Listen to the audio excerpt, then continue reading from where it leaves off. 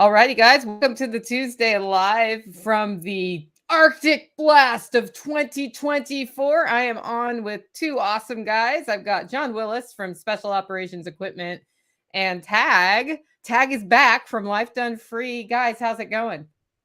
Good. Yeah, good. Just trying to stay warm. Yeah, so you said, so Tag's high today is our low. Yeah. Yeah. So yeah, right now it's -2, but I bet you the wind chill factor right now is probably -12 or 13. I didn't look it up, but that's probably what it is. Yeah, and I see we've got AJ on from Montana, so he's probably laughing at us complaining about the cold here in Tennessee, but we're not built for this down here at all. So but we're not complaining. For the first year, my pipes did not freeze when we went down below 10 last night without dripping. So I didn't have to drip my faucets for the first year because Tactical rerouted all my plumbing under my house this year. Love that. Yeah, we're not complaining. We're just conversating about it. I've never had pipes freeze, but I still drip them just in case. Yeah. Awesome. Well, okay, Tag, tell us great opportunity.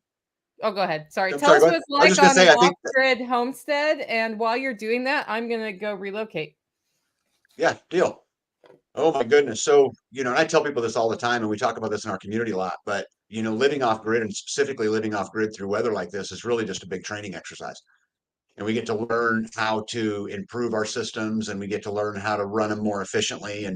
And we've had, super cold weather. Most everybody around me has been either without power, is currently without power. I'm not, because I'm off grid and I have my own solar system, but water is a gigantic issue. We water all of our animals through automatic systems 10 months out of the year. Well, that's great until it starts freezing, right? And then so we're back to living like it's in the 1800s, kind of, and that we're hauling water by the bucket and, doing those kind of things to keep the animals, taken care of, and, those kind of things. But, truth is, living off grid is really no more different than not any different than living, how anybody else lives. I've got electricity, I have air conditioners, I have refrigerators, I have all of those things. It really comes down to a management issue. And what I mean by that is like, when I know, for example, that we're going to go through 4 days of no sun, I'm going to spend a bunch of my time making sure all my Milwaukee batteries are charged and all my rigid batteries are charged. And I'm going to make sure all that stuff is there so that I can begin to tune down the power that I'm using in the house. And so I have in my breaker box, I have my essentials, which would be, your water pumps, so you can take a shower, right? Obviously that's important. Your refrigerator, the internet can be important if you want to stay entertained, but I begin to shut everything down, and then we run what's called a red day, which we're just running very minimum. But at night, sometimes if the power's low, I'll hook a Milwaukee battery to a light. That's the light that we'll use. But it's again, it's just a management issue, to me. But probably don't know any better. So same thing going here. Like we run off pressurized water all the time until it freezes. So we've got stock tanks, black stock tanks, and as soon as the sun comes out, it starts melting those. And I have a floating stock tank heater, and I go from one to the other, 24 hours here, 24 hours here. This one will be ice crusted. We'll bust that. And then as I suck that water down, I'll just pull water out of the building with 5-gallon buckets, and I'll move 30 gallons of water at a time and just top those back off, whether we need it or not. It's much easier to move it during the day than the middle of the night. And I do that twice a day. I go out and I give food and water everything with a pitcher. We're using rubber bowls, so those things freeze up, bust them out, fill them back up. And we do that twice a day. And we just maintain that. It'll be about 6 or 7 days of doing that. And then it'll ease up. And if we were going to go more sustained cold, I would just move bigger water tanks in where the animals are, consolidate the animals, more compressed. And then I could wood heat that if I need to. We've got a big drum stove for a row house, and it's got sheet metal around it. So we can fill that in with rock ballast or diatomaceous earth or sand. So we have that thermal sink battery to it. And that would take care of it. It's the same thing we do in the row house. Yeah, I think that's the greatest thing about all these experiences, John, is just learning to fight through them and, learning what makes you better and, what makes you a little more free, because, there may come a time where we don't have, things or can't get things. And so I don't mind this weather at all. Kills off the bugs and, again, allows us to get, a little more training in, because again, living off grid is just nothing more than management, but it's exciting. Yeah, it's all practice. Yep. Why do I have 60 rabbits right now? That's just practice. It's meat on the hoof that we can easily scale if we ever have to. Yeah. I have a day job. We have power. We have electricity. But if that ever changed, within 30 minutes, we could completely reroute everything we're doing in a different manner. Yeah. I think you said something really, really important there. And to anybody out there that's listening is, go practice these things. Practice what it would be like to live in this type of environment, without power or without the ability to move water or, because water to me is the big one, but the rest of them are just a money equation. But I would challenge everybody to go do that. Yeah. Water catchment is very easy to capture as long as you capture it when there's water. When it's frozen, water's not coming out of the sky. Yeah. Yeah. Even if you're even a city dweller, man, just turn that circuit. Don't even tell them you're doing it. Turn the circuit breaker off. Camp in the living room. Just give it a shot, man. If you haven't moved, everybody's got, I'm going to get these 55-gallon drums of water. That's awesome. Till your wife has to move them. You still need those smaller cubes. And then, when the power goes out, how are you going to take a shower? You can boil water and then you have cold water, mix it up in a cup, and you just take a bird bath in the shower, Yeah. It's just when I think it's redundant. It is kind of camping. And me and my wife joke all the time that we've spent all our retirement and all of our resources to live like we live in the 1800s. And it's kind of like like the inside family joke. But the truth is they didn't have solar panels in the 1800s and they didn't have, high speed, pumps that'll move things. But yeah, it is quite fun. Speaking about water, we've got a coil in our stove in our kitchen. And I can heat water that way too. So we have a backup source, but so far so good. We haven't lost our ability to take a hot shower, which is something I really enjoy. Yeah, I don't know. I've seen guys running water boxes where they just coil around that pipe coming out of the stoves too. Yep. Yeah, we don't have a normal stove in our kitchen. We have a Kitchen Queen Grand Comfort wood stove, but it's got a built-in coil in it. Yeah. And so it's just got basically two pipes sticking out the back. You can run to, a big stainless steel tank and it will just circulate the water for you. But I love it. My wife loves cooking on it. The food tastes different. And certainly there's a learning curve, but again, living like you're in the 1800s, right? I could have bought 3 of the best stoves out there for what I paid for that frickin' wood burning stove. Yeah, exactly. People have this concept that they're going to go buy a $50, $100 wood stove off Marketplace and have no idea the amount of wood that those things eat compared to a more modern and closed up stove. Yeah, and you get them with reburners and you get them with that stuff, they become pretty efficient. I have a big house, my house is 5,000 square feet, but I can heat the whole thing with the Kitchen Queen Grand Comfort wood cook stove in the front of it. Now you get up into the upper ends and are, further away, those corners can be a little bit cold when it's running, but we do just fine. Yeah, don't skip on your wood burning stove. Take John's advice. That's a good, solid piece of advice. Yeah, those older stoves like that, it's just a beacon. It just screams, I'm over here. Whereas the more modern stuff, man, nothing coming out of that chimney but steam. Yeah. Hey, she's back. I'm back. I'm coming to you from next door at my neighbor. Well, maybe. About whatever you were talking about, because I don't know. Cool. Yeah, we were just talking about living off grid and not just even that, just about how these are training opportunities to get better at living free and doing more for yourself. Embrace these opportunities as training. And if you can't handle these kinds of challenges, then a Great Depression is going to really kick your butt, So enjoy it and, embrace it, I think. She's still having a little bit of glitch in there. So we have 2 generators, and one is a huge, big, like whole house capable one. It's a Generac, and then I have my little Honda. I'm hoping you can hear me. And good. And I've never started the Generac by myself before. So this week, before everything hit, we did reps and sets where Tactical was like, okay, you got to start it this time. And it hasn't been started for months. And so I was out there trying to start it and it wouldn't start and it wouldn't start. And then he went to start it and it wouldn't start. He's like, oh yeah, I forgot to check if there was gas in it. So after the gas was in, I actually got the thing started for the first time in my life, which was super exciting. So yeah, that was that was our reps and sets. But, getting ready for this storm, while it took us some time because we hadn't done all of our winter preps for the animals, it was nowhere near as bad as last year before we put some things in place. So I think these are great times for lessons for that, for sure. Yeah, I like the opportunity. We typically we buy straw. I bring straw in every year, and we build like an igloo around the dog kennels that we use for chicken coops and dog kennels. And every year I say, I'm not going to do this again. They don't use it. And every year we do it. And I don't know why it never crossed my mind. I saw people on Facebook this year putting pallets up and they're shrink wrapping that stuff because all you need is the wind block. It's not for the warmth. It gives the animal no warmth really. So I'm going to try that. I've staged a bunch of pallets around a couple of those kennels this time, and they seem to be working. But that'll save hundreds of dollars in straw. Every year I bring that stuff in, and every year I'm like, man, these dogs don't even use this straw. Why am I doing this? And they're out right now in the snow, in the ice. All the sheep, we built a lean-to, filled it with, put straw in there. Those sheep never walked in that lean-to one time. They're out there in the snow, in the ice. They have ice crystals all over them. Yeah, my dogs are the same way, that we've got a place for them to go, but they sleep on the hill or they sleep in the snow or Yep. Even in this weather, they're out there playing and running and jumping. Crazy. Yep.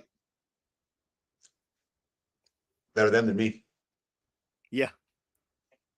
Yeah, I think we might have lost Nicole again, or she's sitting really, really still. There she is. Oh, no audio.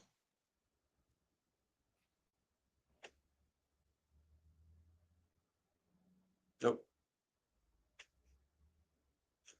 So, hey, John, I've been trying to follow your homestead apprentice stuff. I think that is super neat. I seen your ad today on some of the contestants. That is super, super neat. Yeah, they're coming in, man. So we're starting to build some short form content around them. All kinds of different walks of life, man. I think it's really turning into something for sure. Yeah, I think I've got a call tomorrow with Bob. I think it's tomorrow, to talk about how to, let grid down help or freesteading help or something help. I don't really know the details, but something. We have a call. I think it's tomorrow. Awesome. Yeah, looking forward to it, man. We've got people coming from all over the place, and we'll run that test, the gauntlet. We'll put that together right after Self-Reliance Festival, and then we'll pull two teams out of that, and then kind of just run them parallel to each other, and then bring them together to do projects together, and just kind of see how that develops. I kind of took from Joel Salatin. He says, we just kind of let people gravitate to what they're good at and adopt those tasks and then turn that into a business. So that's kind of what we're looking at, is an apprenticeship program to develop people for the community that we can hire out of for businesses, but also the aspect of how you're bringing people into your community as properties become available that you want there, rather than just leaving it up to chance and having that whole, community change from people that don't have your values. So being able to nest them into different communities, and that can be North Carolina, that can be by Nicole, that could be out by you, that could be people here. So having those networks, if they're like, man, I came in, I really like this stuff, but I don't like Tennessee. Well, there's other options. We can put them towards you guys. And then also, for people coming in that want to homestead, but also want some kind of income while they're doing that, then, the possibility of bringing them into some of our businesses as well, if they don't have businesses themselves, and then also how to develop a business themselves.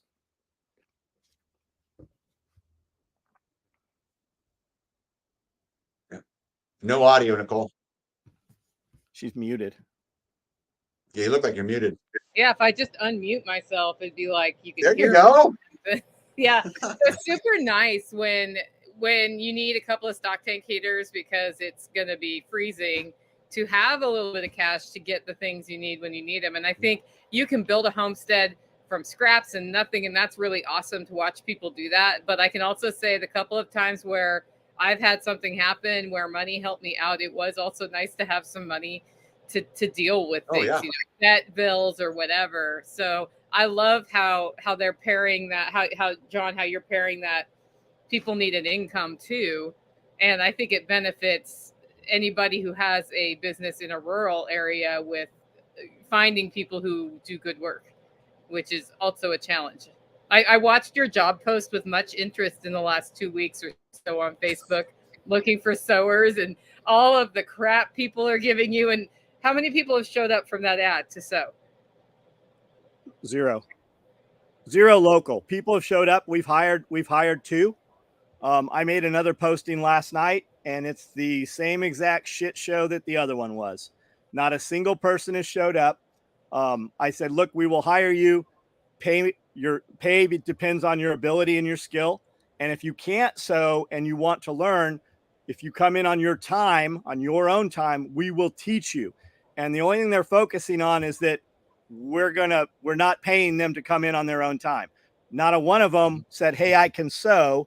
Or, I've got people on the floor right now that have worked for me for 5 years that make more money than their family members that work at Carhartt, 20-year employees. So we pay them good. For a sew shop, this place is incredible compared to any factory. And it's not a bad job, man. Like we really, and it's also it weeds people out. We do not need, negative, cancerous people in there. When you get a bad team member, man, it starts to infect and rot other people. So that just really, it keeps them at the gate right away. It's just finding good help's really hard these days. Employing so many people in that county, like it would make a real difference if you had every sewing machine full of people in those county for the income in that county. And it's just like all they do is ask if you have a 401k. I'm like, if you're unemployed, like why is your first worry your 401k? What's it pay? A lot more than the job that you currently don't have. People. I could see John saying it just like that too. I say exactly that. Well, people here that want to work, they have jobs. It's if they don't have a job, they just don't want a job. There is that exception, of course, and the community helps take care of those people. But the community quickly finds out when you're pretending to be one of those people. People that want to do things, they just do things. I had a guy that came and asked me. I didn't need him at all. I was freshly here, and he came every Monday and asked for a job. And I would say, come back next Monday, maybe something will change. And he rode a lawnmower in the snow to get here. I had to hire him at that point. That man worked for me for 15 years. Yeah. How cool is that? Yeah. Like I want to be able to say, I pay my employees more than anybody else in this town. So how have your employees done with getting to work with the ice and snow this week? Have most of them shown up, or how's that gone for you, John? So several showed up yesterday, and I said, hey, go ahead and take off. Most of them did not show up. We tried to get a hold of them ahead of time. Those same ones are here, and then some that should be here are not here. That's how it always is. Those are also typically the last person in the door is always the first person out the door. It all coincides. It all coincides with income as well, typically. Yeah. I can remember my mom one time in Washington, D.C. It was about 8 miles to work for her. And we got like, I don't know, 18 inches of snow. And she put on her like cross-country skis, and she cross-country skied to work, cross-country skied home, because there was no way that it was going to work with the car. And yeah, I didn't even think anything of it as a kid, but now I look at that and I'm like, yeah, that's a work ethic right there. Yeah. When as a young person, when my vehicle was broken, I rode a bicycle to work. It was never an option to not show up to work. My first job, I was 13 and a half years old, and we could legally work in California. And I took a bus that transferred 2 buses. It took 90 minutes to get to work, to go to McDonald's, because my grandfather got me a job when I was 13 and a half years old. There was never, it wasn't even programmed in my head that it was an option to not go. So Tag, how's that wood burning cook stove for you right now in the cold?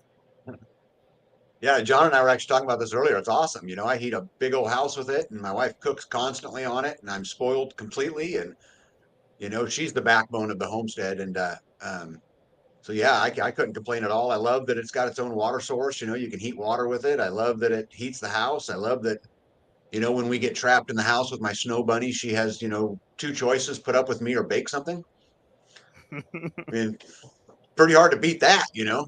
So no, that's great. Our house is doing just fine. I've got one frozen pipe on an exterior wall that the pod behind it hasn't been built yet that I've been trying to deal with. But beyond that, we are just cooking right along. It's Not awesome. even challenging. Yeah. I just moved my wood stove this year to the middle of the great room that I have. And so the heat has been completely different this winter for me. Yeah. To the point where it's almost too hot in the house. Yeah. Like, I'm wondering if I need a smaller stove, except for tonight, I won't be wondering that at all. But I keep looking at that stovepipe thinking, like, can I circulate water around that in the winter? Yep. In like, so that might be a future build for us, because I have the solar water heater in the summer, and that's great. But there is no reason not to also be heating water in my living room while the stove's going. Do you not Yeah, and have that's an enough? easy, very, very easy task. Very easy. Do you not have enough battery bank and solar to run a mini split in there, Nicole?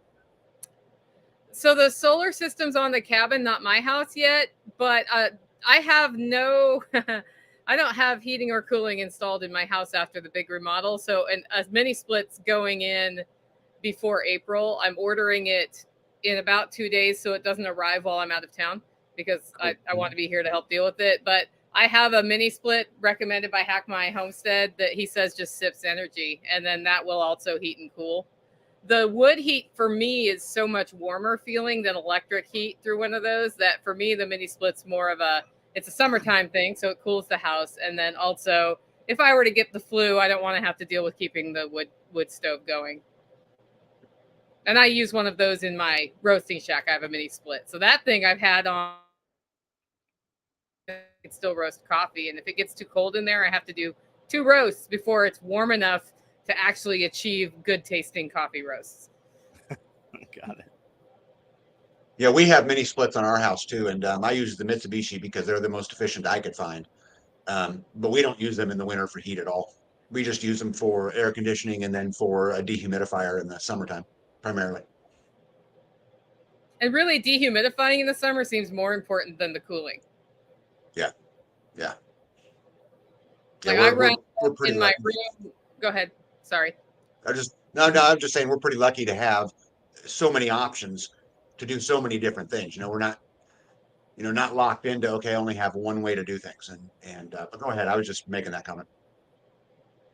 Yeah. So as part of this remodel that I did last fall, I have wired in a sub panel to my house to take to solar. So then the foundation is set, because I'm not taking all of the electricity in my house off grid, just the things that I, think I need. And the main air conditioning is not intended to go off grid. I intend to run window units, but I may rethink that with the price of batteries and solar panels having fallen as much as they have. It might make sense. And so we're sort of looking at that, but we run like 4 chest freezers right now, and I'm not sure. I mean, and I have grid power, so. Yeah, we've got 3 chest freezers and a refrigerator, and we run them all just fine.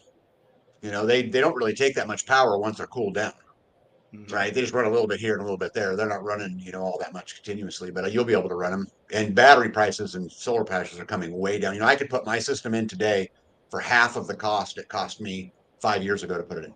Half. And so much of it now is just plug and play. You don't have to hodgepodge it together, man. They just come as modules and they just stack. Yep. Yeah, I love it. I wish I could go back, because I would have spent a whole lot less money doing what I did. But yeah, but we needed the pioneers like you, Tag, to get us there. Yeah. There had to be enough demand for it, for people to see people like you putting it together and figuring it out. For somebody to say, hey, I have a problem to solve. People find this difficult. If I go plug and play, I'm going to make some money. And that had to be part of the experience. So you pioneered for all of us. Thank you. Yeah. Yeah, you're welcome. Yeah, I didn't think I was pioneering at the time. It's so crazy. entering this whole world and all of that. I didn't know I was doing what I was doing. I was just, which is crazy, but the business that provides service. People used to, you used to have to, out of the back of a magazine, you'd send $5 and they'd send you these plans to buy some golf cart batteries and a large controller and a cord, and you'd fabricate this thing on a little file cart. And I said, man, as soon as somebody puts that in a nice package, it's going to be $1 billion industry. And then Goal Zero popped up, and now they call them solar generators, and they're everywhere. And that's how the solar stuff's going, man. It's coming. Like Nicole's system is super clean, grid down solar, same thing. Everything just plugs right into it. It's such an easy install now. Yeah, we Yeah, ran it's come into along. Go ahead. Go ahead, Nicole. No, it's okay. We ran into a bit of a grounding issue with mine where the way my electric wiring was interfering with the solar system. So we had to do some additional tweaks after putting it in. But that was because apparently grounding was going through the siding on my cabin. So we had to remedy that. That was not good. So it also taught us lots of things about the person who built my place. Oh, yeah. I'm still learning. I've lived off grid now for 5 years. And I'm learning every day about ways to make it more efficient. And, owning grid down or owning part of grid down has really helped me learn some of that stuff too. That, oh man, I wish I could have, or I wish I would have, or that'd have been better back then, but you learn as you go. Yeah, I kind of look at that as a love the one you're with situation. If you've built the thing you like the way you love it, and then innovation happened, which always happens, you have to decide how long you're going to love the one you're with before you upgrade. Because if you're constantly upgrading, that doesn't really make sense. But it's just you call it just a math equation. I mean, like right now I have 66 hours of power on full load. So I can, with no sun, no input, I can run 66 hours on full load. If I taken the exact same amount of money I spent when I put my system in, I could put a grid down system in that would give me 400% more for the exact same money. So it's hard for me. I love the system. I have a super high end Schneider system. It's top of the line. It does everything I want it to do, but man, just times change. And then I start looking, man, I could be, 240 hours of power. That'd be pretty cool, What would turnkey price on that be for those components? Like when you order it, what would that cost? Oh, I'm going to guess 50 grand probably. If you're talking about 4 times what I have, but I spent $53,000 on my system. Is that battery or solar and battery? Is it panels also? No, that's everything. Yeah. Yeah. But like on my old system, I say old, it's less, it's less than 5 years old, but on my old system, I got $25,000 in batteries by itself. Yeah. Just the batteries. That's not counting anything else, So, I just, again, it's a nice system. Everything works. It's giving me no problems. So I'm very reluctant to do anything with it because it's giving me no problems. But man, I'd sure love to have 240 hours of power with no sun. That'd be pretty cool. Yeah. But not today, Yeah. So. I mean, I guess when you start running out of power because the sun hasn't been around for too long, that's when you start thinking, okay, maybe it is time to change. Or when you have to do maintenance on that system, that starts getting to the point where you're like, okay, maybe it's time for an upgrade, different battery bank or whatever. Yeah, I think there's two schools of thought there, Nicole, at least for me personally. So when we get into those, I was talking to John about this earlier. When we get into those days, because it's really not a day issue, it can be whatever it wants to be today. But it's really, I'm looking out and I've got 4 or 5 days without sun is when it becomes a concern. But when I start noticing the power, we start turning things off. I mean, and so I know where the essential breakers are in my house, and I'll get down to where we're just running water, refrigerator, and internet or something, right? I mean, just the very, very basics. And so I kind of like those situations too, because it helps me train myself and my family for those days. And so I kind of welcome those, but at the same time, it would sure be nice just to turn it on and not worry about it. Just, the first world problems, right? I'd like to have some first world problems. And when you're piecing those systems together, you can put more battery in than solar, because that battery, you can charge that battery off city power if you have it. You can also jam it full with a generator as you need to, and then sip it out of the solar. And then in the future, you can expand the solar out. But you're going to, it's run silent, run deep, on those days when that sun's not coming through, we're operating very differently. Yes. Yeah. And you can deal with the batteries, but you can also deal with it with panels. You know, the more panels you have, the better you charge in low light situations. Yep. Right. And so you can deal with it from that perspective too, which is cheaper than the battery perspective. But yeah, it's interesting. Like I said, I'd love to go back and rebuild my whole system from the beginning, but I don't want to go spend another 50 grand. I just don't. You know, I Sounds like you just could don't. spend like 15 grand and get something close to what you have Yeah, now. yeah, yeah. Yeah, I think I priced it out, and I think I'd be about 21 or 22,000. I'm talking about panels and the whole thing. For the system, I paid $53,000 for 5 years ago. It's crazy. You know, then I Yeah. have to ask myself, well, in 5 years, will it be then even half of that cost? Yeah. You know, Yeah. Although with the 30% tax credit right now, the federal tax credit, that is what put my financials over the edge to prioritize the cabin build, because it added that water stability to the property, because it runs all the water on the property. And then I also get a 30% tax credit. So it brought the total cost down by 30%. The only deal is you have to make enough money to need that tax credit. Yep. Otherwise, it's not helpful at all. It's a tax not at all. That's a write-off. It's a write-off. Yep. Yep. I No, see it's good. somebody's in SoCal. First of all, I was in SoCal, so I can tell you, get out of SoCal. I guess they're still making them grid tie that stuff in SoCal. If you have solar, you have to give them the excess power free. Yeah. SoCal, who also went around and poured concrete in everybody's wells and poured concrete in people's septics and made them take their systems. Man, get out of there while you can. Like, you don't realize how bad it is until you step away and you're in freedom. And it really doesn't sink in until you've had freedom and you have to go back after a couple of years. That's when it really just dawns. You're like, you were desensitized to how things are. I say that having come from there and had it and having to go back after being away from it for so long. Yeah, the whole codes scenario where I am is so very different than Portland, Oregon, that it's like it's almost a delight to work on construction projects, because it's the same thing with the solar build, because it is not feeding back into the electric system. I'm basically just putting in a battery bank, and I can charge it from solar, I can charge it from the grid, I can charge it from a generator, and nobody cares about what that looks like. I mean, I care about what it looks like, but no official needs to come in and look at, you know, the charge controller and how it's wired and all of that. Yeah, we have. Yeah, and that's for today. That's for today, right? I mean, this is, I think, the biggest argument to not allowing it to be tied to the grid, and maybe even having two completely different systems, is because the law today allows it, right? But as soon as you connect to the grid, you're allowing that easement of that electrical line in there, and you are subject to, at some point, you know, whatever they say. Now, hopefully, you guys are in Tennessee, lucky dogs, right? At least you're in a state that's favorable to those kind of things. But I'm not ever going to connect to the grid unless I'm old and just can't do it no more. But yeah. Okay, so if you put an RV pole on your property and a hookup to the grid, would that then give them the right in Kansas to come look at your solar system in your house?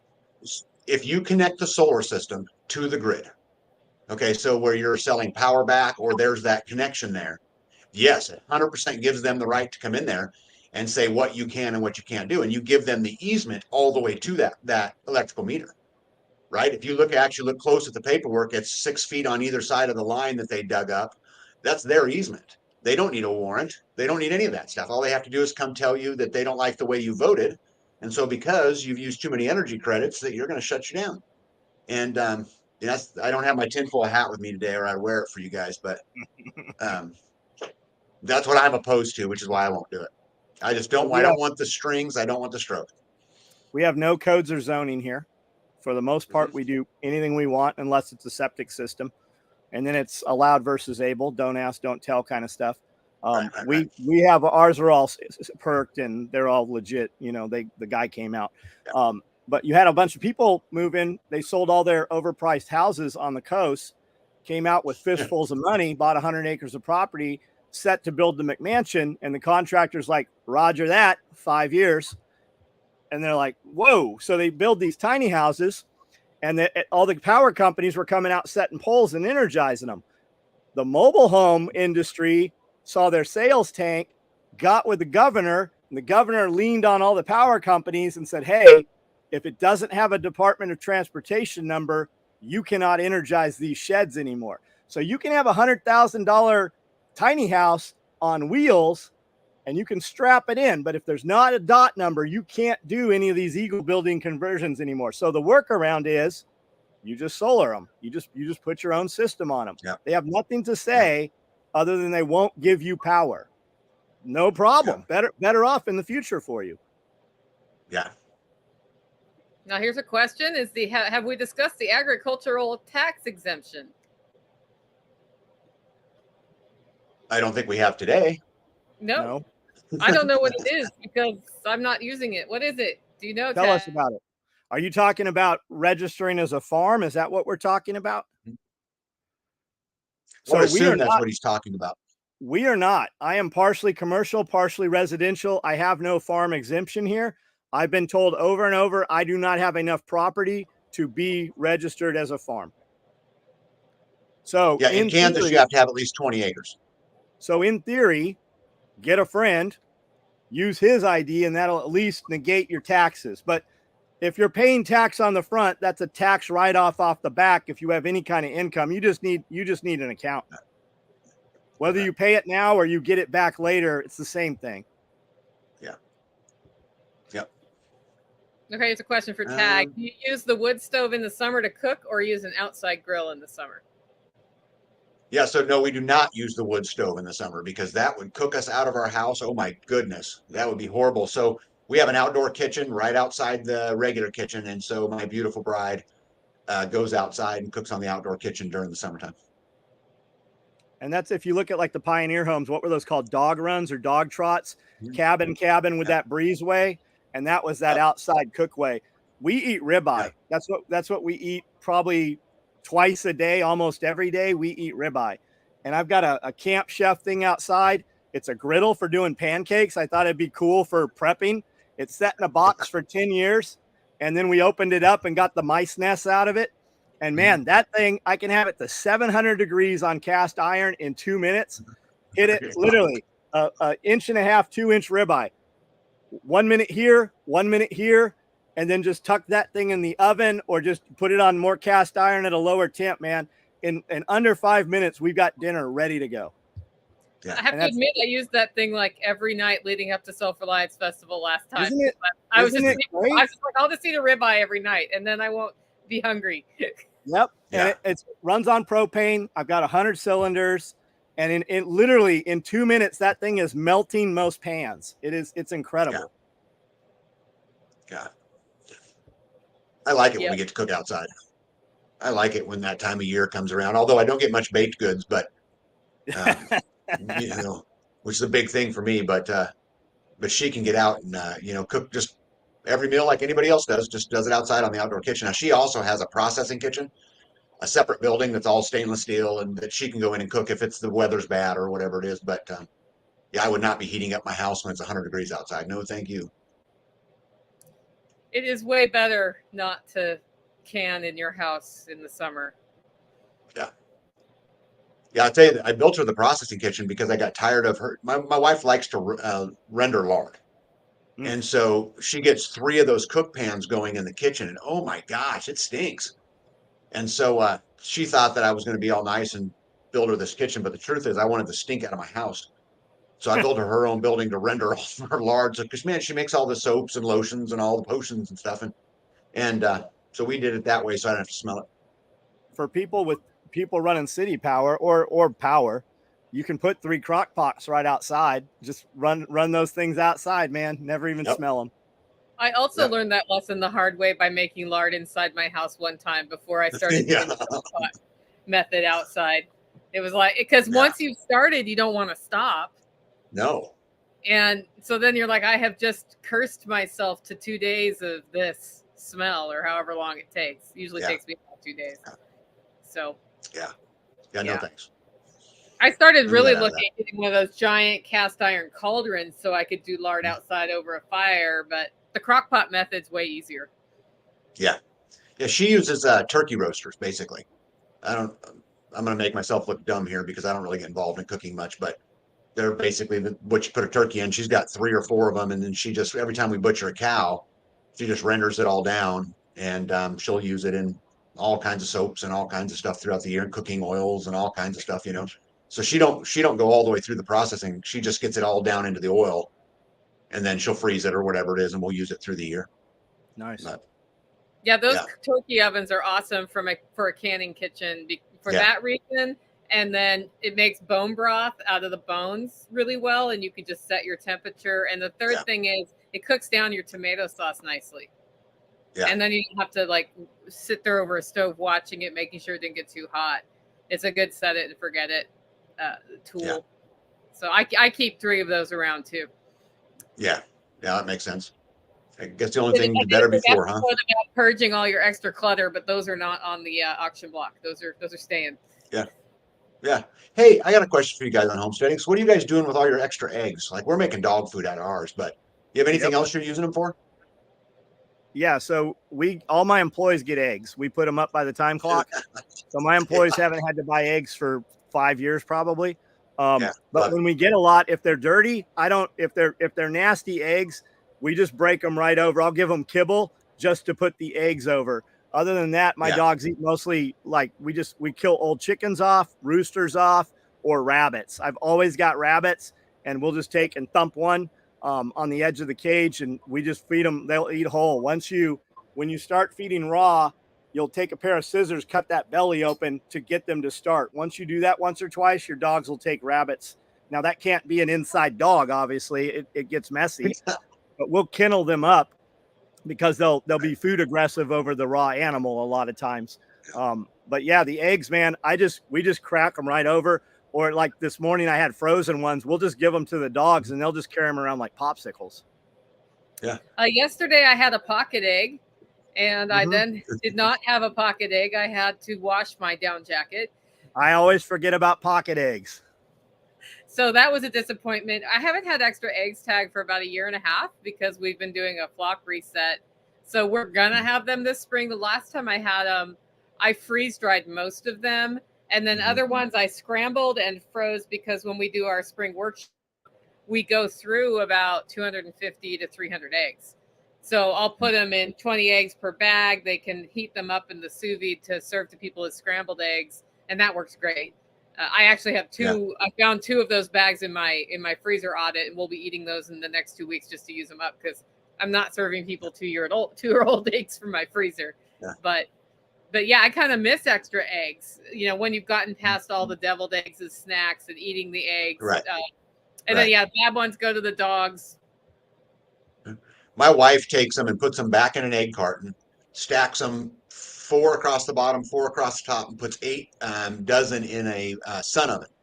And she leaves them outside for half the day, and it hard boils every one of them, and then she throws them to the dogs like treats.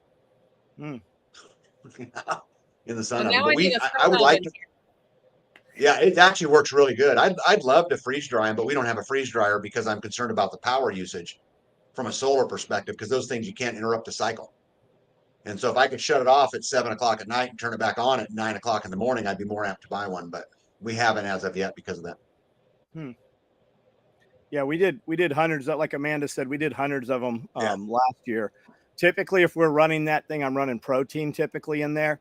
So, and we will also, it's going to be hamburger or it's going to be chicken breast, and we're going to pre-cook it. We're going to cook it and season it with the thought that if we're ever eating that, fuel will need to be consumed, conserved. So it's already cooked. We can just heat it up at that point with warm water. Yeah. But the way I always joke about it, like if we're eating that stuff, I'm not eating that. I'm eating prime ribs. You guys are eating that stuff. Yeah. I've seen some comments that just fried eggs on the road sometimes just to get good eggs when I'm, out for a week. I've seen a bunch of comments on there about sell your eggs. Well, the problem is where I live, there's so many homesteaders around us. Everybody has eggs. They're not worth anything. I have to deal with human beings. my time costs too much money to sell eggs. Yeah. Yeah. I saw John put a post on Facebook once about eggs. We have eggs, I think. I don't remember what happened as a result of that post, but he is not currently selling eggs to anybody. That's all I know. Yeah. I said I've got 20 roosters. You guys can use them for dog food. They'll make great chicken and dumplings. just come pick them up. And I had 50 questions about what kind of roosters. Can you send me pictures of the roosters? Not a single person came and got a rooster. I literally killed them all over the next 15 days and fed them to dogs. Dealing with human beings, man.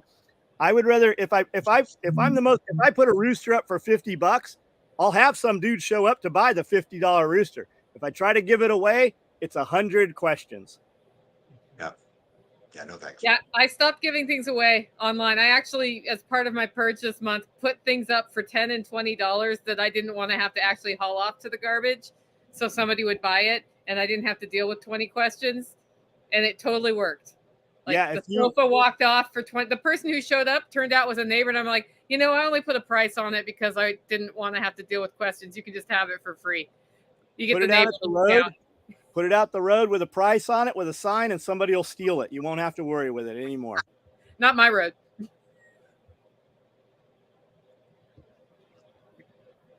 Okay, awesome. So we have a hypothetical situation here from, I'm not sure who this is, but this is a person just like, what would you do in this situation? Assume that you had just bought 50 acres in Central East Missouri. There's a well, power, and access. What type of house do you think you would build? Stick frame, ICF, unconventional? Like, how would you approach making that decision? You want me to go first? Yep. Yeah, I know what I'm doing. Facebook user. I don't have enough context in the question because is my budget unlimited? I mean, because if it is, I'm building an ICF home. If I have plenty of time and plenty of resources, but let's assume that that's not the case. I would build a traditional house, and I'll tell you why. First of all, the parts are everywhere. You can go to Home Depot, Lowe's, Menards. You can go to any of those places. You can pick them up. It's easy to build. You can do it by yourself. And I would build the house just like I built my house in a series of pods because then it allows me to live there as I go along and to continue to expand out. So the short answer is I would build stick built. Mainly because I could get it everywhere and it's easy to do. But if my budget was unlimited, time was unlimited, and the zombies weren't at my door, I'd build an ICF house. John, what would you do? I'd do a barn dominium, basically the same thing we did. I would probably build down, put a basement in, and then build the barn dominium on top of it. I would put in commercial culverts. I'd put in a cistern for water retention. I'd put a couple next to them that are dry storage since we're capping them anyways. We're going to bring in big cranes and we're going to put those concrete caps. We can drive semi trucks over them. We can put gravel over the top of them. We can grow on them. Nobody knows they're there. I would run culverts for egress and entrance with concealed entrance. But basically from the outside, it would just look like a steel building. I really like the steel building. It's super fast to dry it in. You can live in a trailer. You can live in a tent inside. You can build out your apartment in your house and then build it in sections. Whatever you think you need height-wise, get higher because you can build vertical and still have headroom. And you can leave that end open, which is exactly what we did for garage. And then you can run lifts and you can always cut doors in. So you can bring vehicles and equipment in and storing things vertical. Everybody loses out by storing vertical. So if you've got that height and you've got racking, and if you're at 14 feet, that's your minimum pallet racking. So if you run all your stuff off of 14 feet minimum, whatever height you need, you want higher so that when you run to the sides, because it's always going to step down, you can always extend on the end, but it's harder and costlier to extend on the sides. When you're putting your concrete in, put in thicker concrete in your garage because you're going to want to put in your lifts and your forms. And if you want to run any heavy equipment, they're going to have to add it later. While you're pouring concrete, you might as well put your PEX in there and run off of a wood-fired boiler, just like Bob just did. Badass setup. And then whatever concrete you want, put in more concrete. You're always going to want overhangs. Those overhangs on the side are going to help to cool that house. You can always enclose them at a later point and dry them in for garages. The most damage done to anything on this property is just sunlight. If you can get that under an eave or into an awning of some kind, it will prolong and stop all of that degradation on all that equipment you have outside. I 100% do not know what I would build because I would need to see the property and make some of the decisions based on my goals for the house. And can I take advantage of things on the property? I also don't know enough about planning the architecture to take advantage of like the tilt of the sun. Like the Amish build, eaves that go out long enough so that in the summer the sun's not hitting your southern wall, but in the winter it is, and that can be Yep. leveraged into a better heating situation. I think the argument for stick built, besides what Tag is saying, is if you think you're going to want to resell that someday for something other than cash, it's easier to finance that.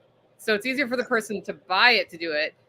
And I know I like the aesthetic of 1880 to 1920. So I might let that enter in as well. But then again, I've been looking at like the strength of dome homes in Tornado Alley. If you're going to be in Tornado Alley, the dome shape, the tornadoes don't rip it up in the way that they will rip up a stick built home. So I'd be looking at that in that situation. And I've really been getting into hempcrete because of River and Amani moving to Tennessee and some of the benefits of that. But that being said, ICF is also pretty darn cool because of the ease and the insulative factors. Like that's super tempting. I love big windows and natural light and all of that stuff. But I'd also be really open to other things like an earthship or something else, depending. I don't know that an earthship is ideal for Missouri because of the humidity. I know they can work in humid environments, but I've also heard a lot of people have problems with them if they do it wrong in humid environments. So, those are all things I'd look at. And part of it is what's my long-term goal for me? Is it something we're building with seventh generational thinking where it's going to pass on and pass on and pass on? Well, then I'm less worried about can it be resold. If it's something that might be resold, I'm going to also let that factor into the long-term plan. Question for solar, ground mount or roof mount? Oh, we've got both on right now. Tag, you go first because I know what you're going to say. Yeah, 100% of the time, ground mount. Because I live off grid, I have to be able to clean my panels. I want to be able to service my panels. I don't want them sitting like a big old mirror on top of my house where everybody in the world knows they're there. 100% ground mount. I have roof mount because I don't have the ground to put them on. And that means right now, so getting ready for the cold with the solar running the pump house, that means that we are charging the battery bank from the grid, which we can do. Yep. Or if the power goes out, it's going to be with the generator. Mm-hmm. So the trade-off there is, yes, we could get on a ladder in the ice and like scrape that off, but it is harder to maintain on the roof. So to the extent that you can do that, then I agree with you, Tag. Ground mount is better. It did not work with property, and my neighbor's like, but you can have a cleaner on a pole. In fact, I walked into my house and saw that the 40-foot pole is out and somebody's been cleaning the solar panels. So it can be done, but it's certainly not fun. And ice is going to happen from time to time. So I'm pretty sure the man that put them on your roof said never put them on your roof if you don't have to. Every place you drill a hole is a chance to rot out, and it will eventually leak in the future. Everybody goes and do not put silicone around bolts that are leaking. Pull the bolts out, put new bolts. That silicone, you end up with a whole half-inch rusted out in a couple of years off of that. Also, tracking. Everybody I've talked to that really does it says tracking's a waste of time. If you look at Curtis Stone, he just has adjustable panels, no tracking. I don't think Tag, I don't think he has any solar tracking. When you really talk to dudes that actually, the guys that sell the systems, none of those dudes have tracking on their stuff. It's just one more piece to fail. It's a lot more money, and it doesn't add enough. It's not enough for the cost of it. Yeah, my panels will adjust. I made my mounts myself, but my panels will adjust in 4 positions for the 4 seasons. And I just use a big cam that I had made at a machine shop, like you'd see in like a disc brake, basically, a big cam.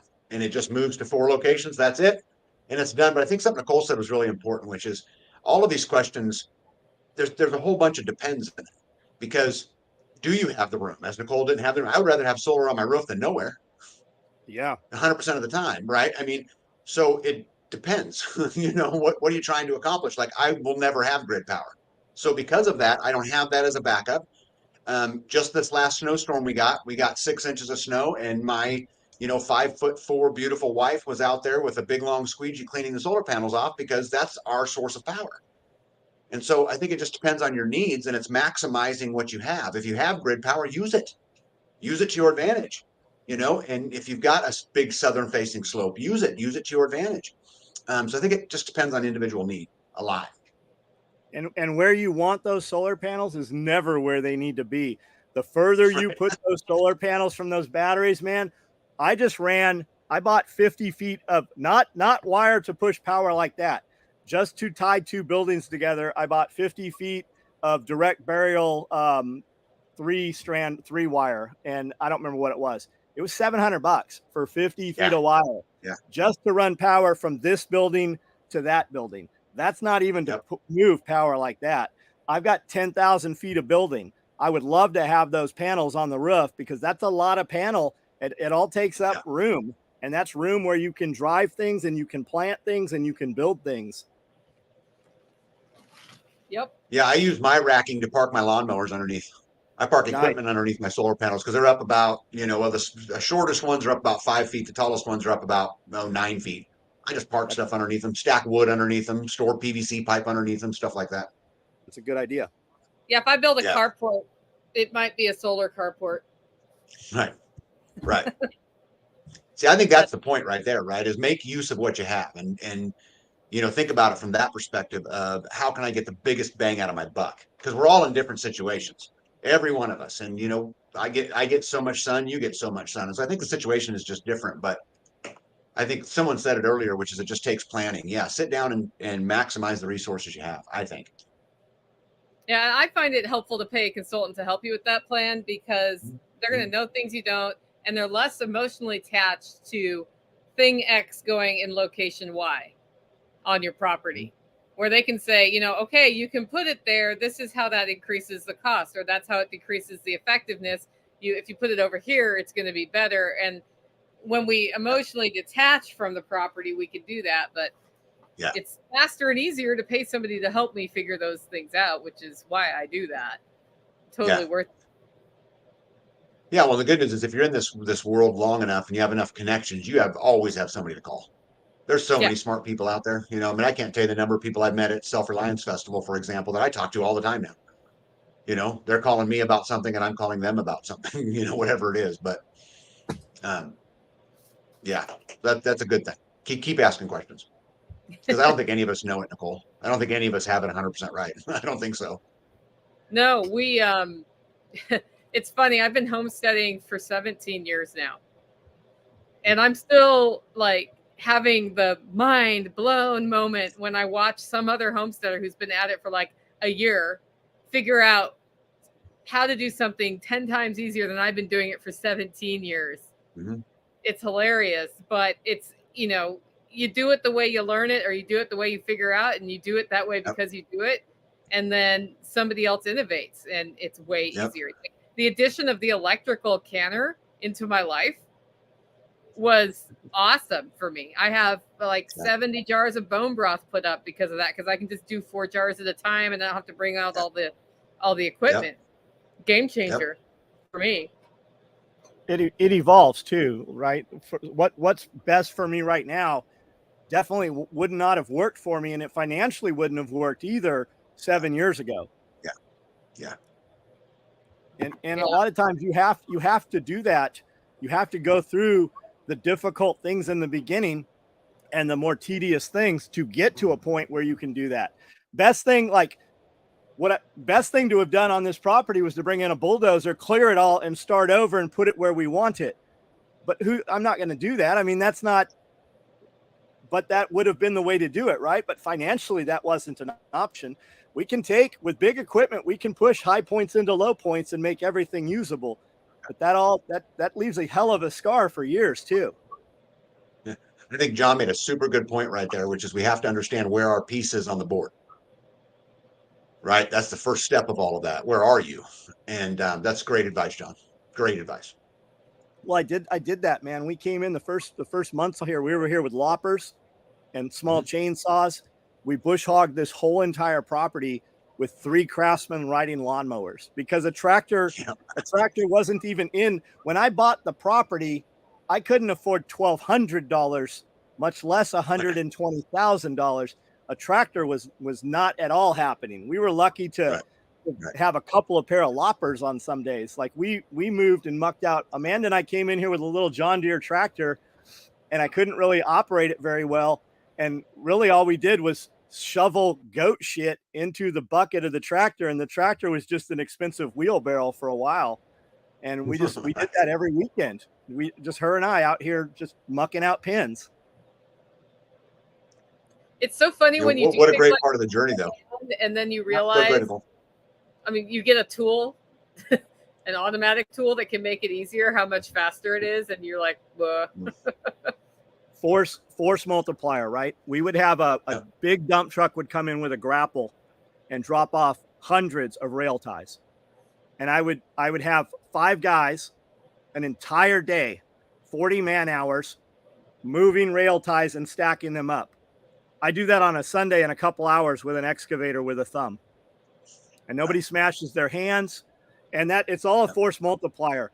If anybody listening to this, if I could give you only one piece of advice, commercial equipment, a skid steer and a mini excavator with a grapple, or just a skid steer, it will pick up anything we need to pick up. It will hold it while we cut it and buck it up. And it does everything you need to do. And you're not going to go to the emergency room for a smashed finger. You're not going to have a thrown out back. You're not going to have a broken arm. It adds years onto the back end of your life.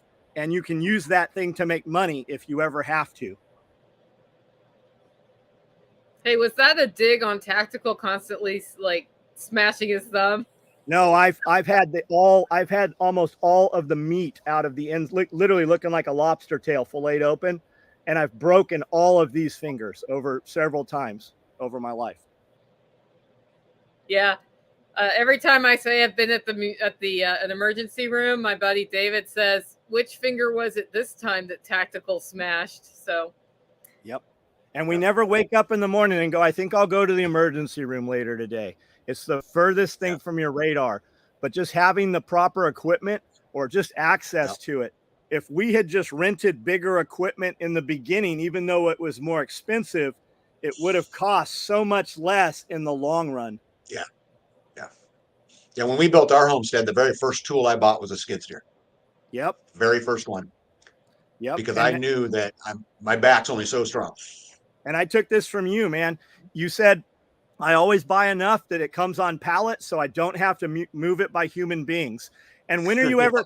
You're never going to look at that pile of 4-inch posts or 6-inch posts or gates or bales of hay and go, man, I wish I didn't have that. Somebody will always need it. And it's only going to cost more later. Yep. Yeah. We actually have gotten to a point where we're buying inside of our community, we're buying semi-loads of things. I bought a semi-load of hardy board siding not very long ago. We went in 1,800 pieces on a semi. And like, what in the world are you going to do with 1,800 pieces? Well, it's going to affect 6 or 7 homesteads before it's over. Instead of paying $14 a piece, I paid $5 a piece. Yep. I remember when young in business, I said, man, I want a semi truck to come here once. And then semi trucks started coming. And then UPS started bringing trailers, and the whole trailer was ours. Yep. Now I want a spur line. That's my next goal. I want a property that has a train track on it. Yep. How cool would that be to have a train come through? Yep. Or a barge. Yeah, right. A barge would be good too. I mean, a barge is way cooler than the train, John. We're close. I'm only a half a mile from it right now. Yep.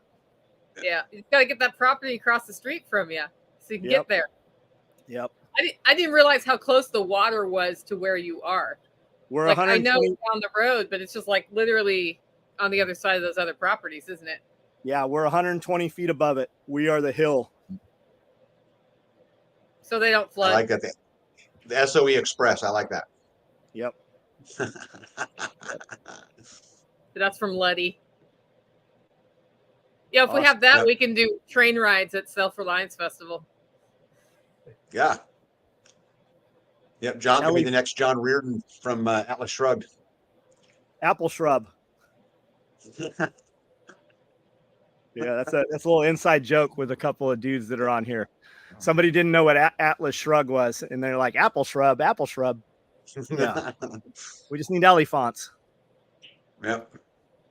Yep. I think every American this year should write in John Galt for president. That's what I think. Everyone. You can rent digital billboards. They're not even expensive for like $1,000 a month. You can put almost anything you want up there. Yep. John, you on a railroad. I want to watch the mainstream news say, who is John Galt? That's how I'll know I made it, is if I can get the news to say that. Yep.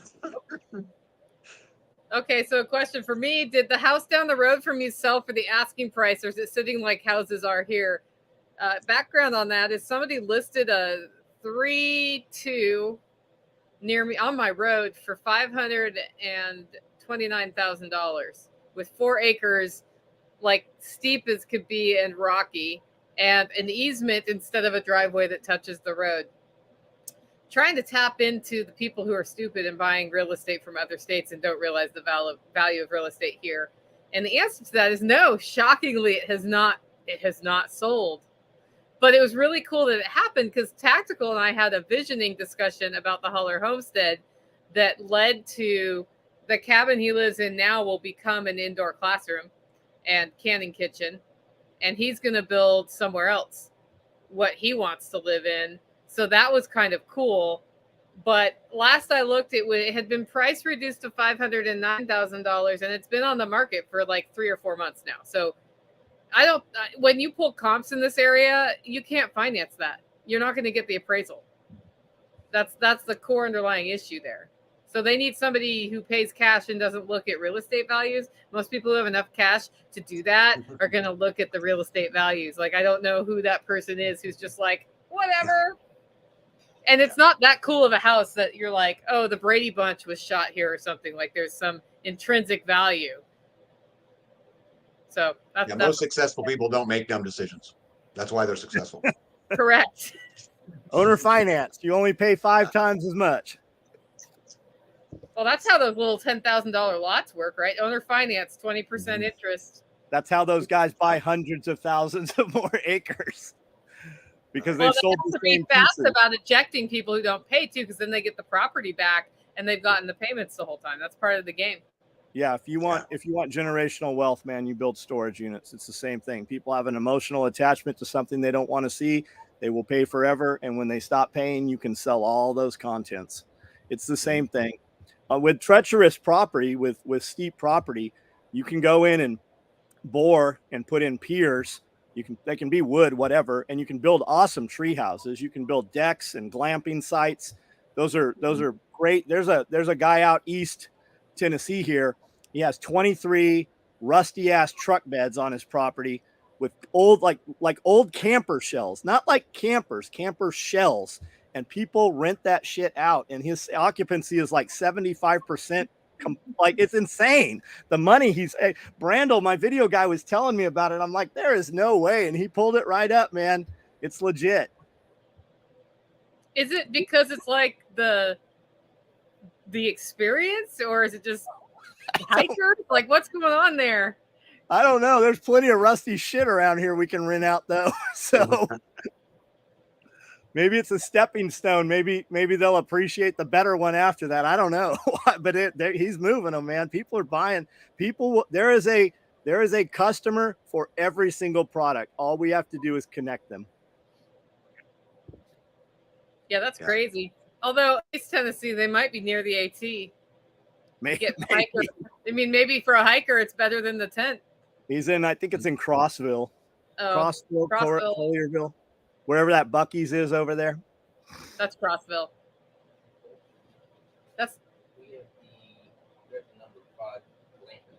Yeah, I'd love to build some Airbnb someday on my land.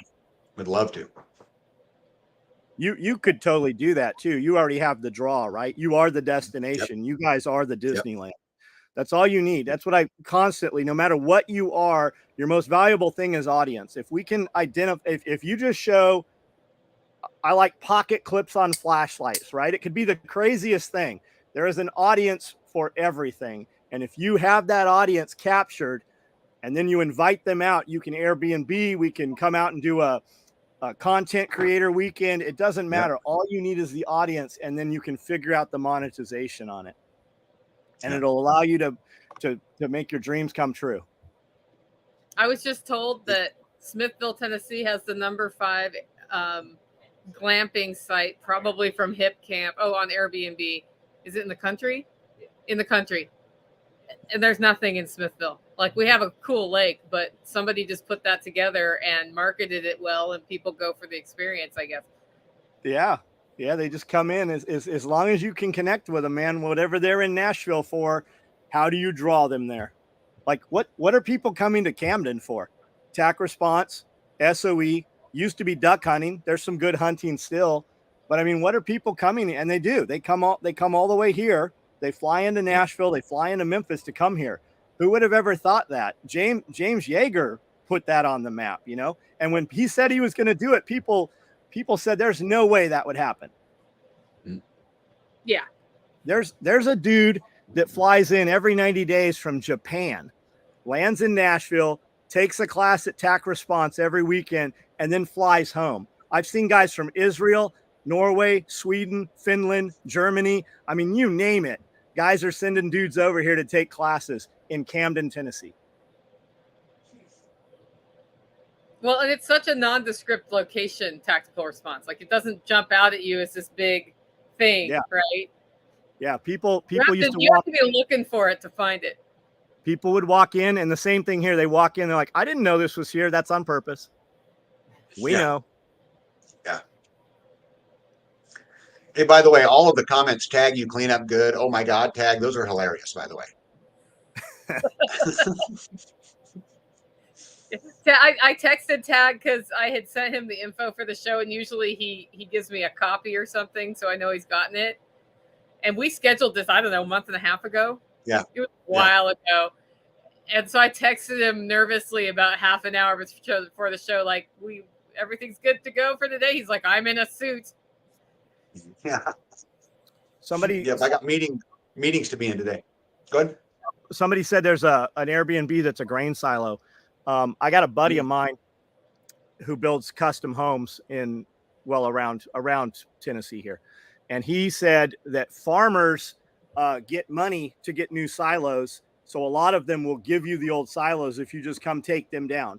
He got a 16-foot silo. I ran into him at Sam's Club the other day, and he was showing me photos. He has got the most beautiful 2-story. It's literally a living room and a kitchen. And he's got a barn dominium that's just incredible. His kitchen in there, and the kitchen in this thing is just insane. And he built it out of a grain silo, and it's got a giant deck and an outdoor patio coming off of it. Man, it is incredible. These things these guys are building with this stuff. And he built. I go, who built that? He goes, my crew, me and 3 dudes. My guys came in, did the deck. He's like, I did all the rest of it. Yeah, love that. Well, in my neck of the woods, a grain silo Airbnb would make a lot of sense. Project this spring, like, when you guys getting ready for your events in May, right?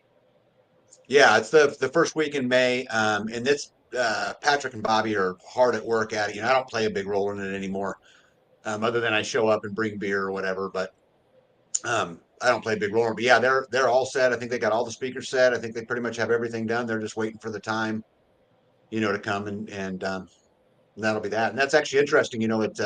My farm's getting to be. I pretty much have someone at my farm almost every weekend.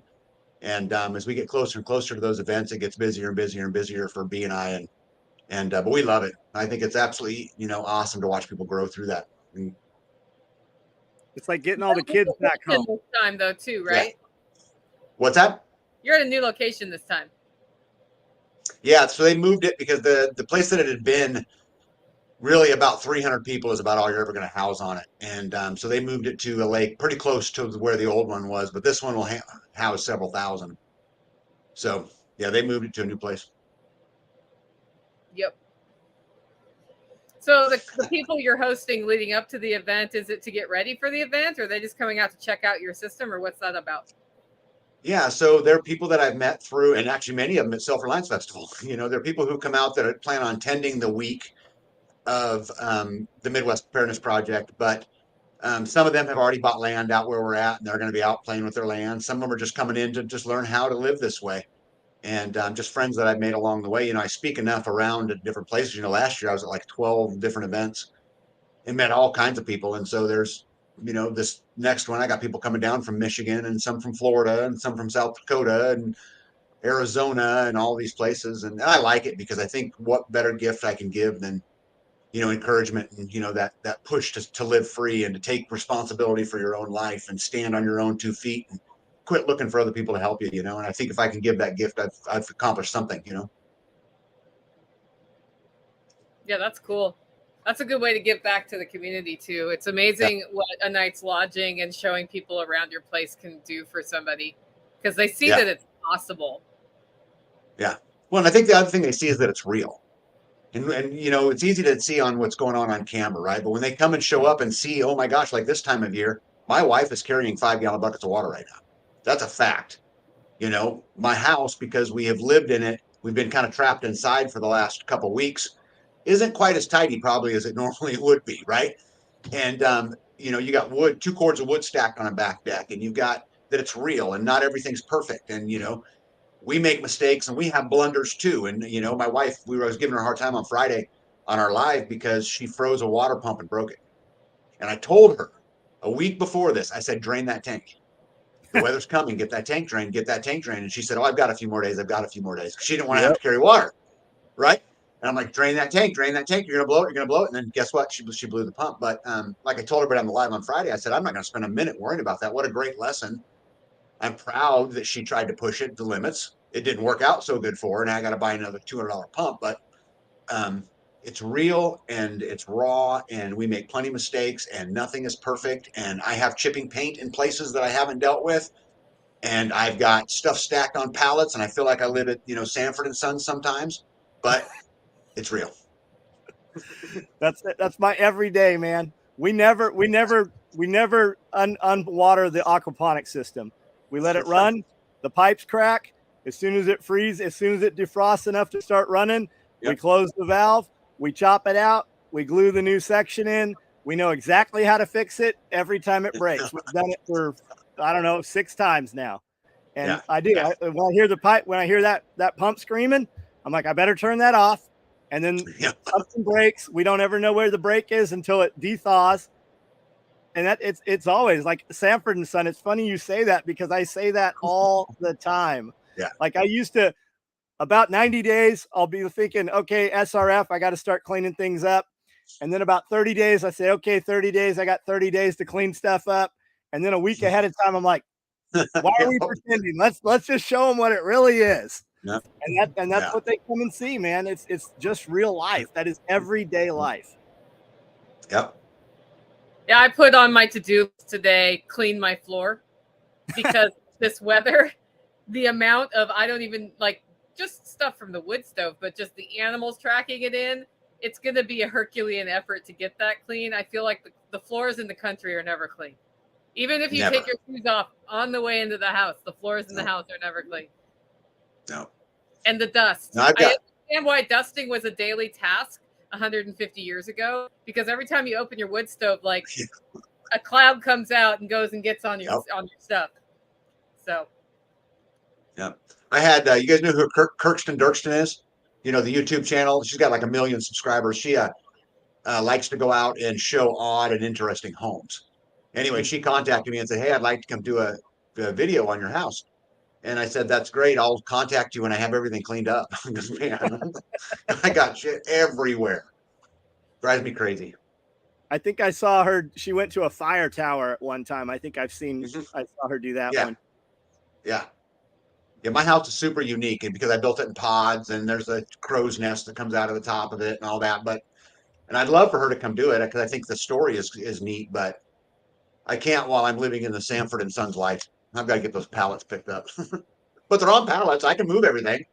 The beauty of pallets is we can hide them behind shipping containers. That's right. Behind each other. That's why you need shipping containers too. That's right. Yep. We can stack them on shipping containers. we can always add more footprint. Yep. Yeah. Good news, I got plenty of land to hide shit, but oh my gosh. I Yeah, just I can't do not. resist the bulk buy. Pallets at my place would just be pallets everywhere. Mhm. Well, It'd there's be all people. under Taj Mahal, so it didn't get rained on, and then you couldn't use Taj Mahal. We went to buy pallets from this guy, and he had them for $1. And I said, "How many do you have?" And he said, "How many do you want?" I said, "Well, we'll bring some trailers and see what we can fit in there." And the answer is we can fit 63 in a trailer is what we can put in there. Yeah. And we brought 2 trailers. And they had built an entire house out of pallets. I mean, every bit of this house and this barn and this whole homestead. And it wasn't a little house. Like they had a 2-story. I don't know what was in the guts of it, but this whole place was made from pallets. Yeah. And they put it together, man. Yeah, we have a couple out here, Jeff and Louise, who are in the middle of trying to build a new homestead, and they built their barn out of pallets so the cows will get through the winter. Yeah. Super cool. Yeah, if you just put in some posts and slide those things over there, we can skin them with anything. You can hide them with tin. Yep. You could even shrink wrap them with big wrapping for packing wrapping. You can put insulation in them if you need to. Man, it's just about keeping wind off of things. Yeah. Yeah. My humanure piles are made out of pallets. Awesome. Oh, nice. Yeah. Yeah. Our rabbit bins are for compost. Oh, that's a good idea. Mm-hmm. I actually need a rabbit compost system because I'm not keeping up with them. Yeah, the cement trays. A miraculous gardening fertilizer for the last 2 years. It's great. Yeah, cement trays under rabbits are great. There's 2 sizes, and we automatically want to get the big one. And because we let things go too long, they're too heavy to move. So get the small ones, and it makes you move them, and they're easier to move. And man, we'll have a pile of rabbit manure 3 feet tall when we pull that out of there. And within 30 days, it's down to about 24 inches. Yeah. I didn't even know that cement trays came in 2 sizes until I went sledding in one yesterday. I saw it. Tactical had bought this big one, and I was like, "That's perfect for sledding. I don't have to use a trash can lid." And because I was going to go down the hill in a little one, but the big one was better. Just for the record, they make pretty good sleds too. But I can see, I can barely lift the small cement tray full of rabbit poop. So it gets heavy, especially if there's urine in it. Yeah, which there will be unless you drill holes in it. Yep, and you start out clean, and by the time you've done a couple dozen, it's all over you. So just know you're going to have manure all over you. So just put on something that's going to be dirty that you can just skin off. Yeah. Homesteading's all about poop. It's always poop. Yeah. My wife has a special place to put her, and I quote, chicken shit shoes. Yep. Yeah. If you're what's better for sledding, the cement tray or the trash can lid, and the answer is definitely the cement mixing tray. Because you can fit all of you in it, and then you don't slow yourself down with a limb hanging out. Yeah. The local hospital here does very little. You always want to go someplace else if you're injured, but they set bones and they close wounds. And every time it snows, the hospital is full of broken wrists from sledding. We have a place called Lockhart Hill, and you come sliding down these, and there's buildings at the bottom, and people hit those buildings, and it is always broken wrists. No, I think I'd rather sit by the fire and watch somebody sled. Hospital there. Go to Paris. Yeah, Camden Hospital makes all its money when it snows. What were you going to say, Tag? I don't know. I don't think I was going to say anything. He said Do no you broken get wrist. to go sledding in Kansas? I understand it's fairly flat there. Oh, yeah. No, it's not. You know what's funny about that? Everyone thinks Kansas is this barren place that's flat, but what people don't know about Kansas is the eastern half of the state is hilly and tree and woodsy and all of those kind of things. But we have hills, and we could absolutely sled on them. But I would rather sit by my fire and watch people sled. Let me see here. What's that say? It says Tag planning on being at Midwest Preparedness. Yeah. Sorry, go ahead. You go ahead. Tag planning on being at Midwest Preparedness Project. Are there vendors at it, and can we come see your Wallapini? So there are lots of vendors that show up, and if you reach out to Bobby Spags or to Patrick Henry from the Midwest Preparedness Project, if you're looking to vend, you can work through them and they can hook you up. The Wallapini isn't built. All I did was dig the hole because I had the bulldozer out there, but I haven't even started on it. And to be honest, it ain't in my top 50. Tell them what it is. Tell people what it is. Okay, so basically a Wallapini is an in-the-ground greenhouse. And so it uses the thermal mass of the earth.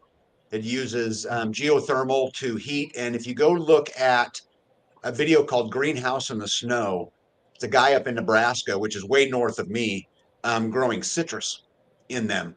And they become pretty popular. My wife really, really wants one. I'll get her one at some point, but it's not in my top 50.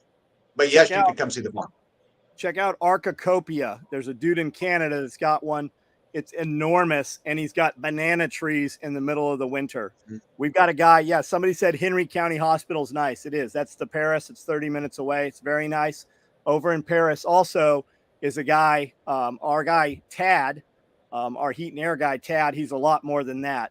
He has a client over there that has greenhouses that has lemon, mango, and I think he's got pineapple inside it right now. Yeah. Yep.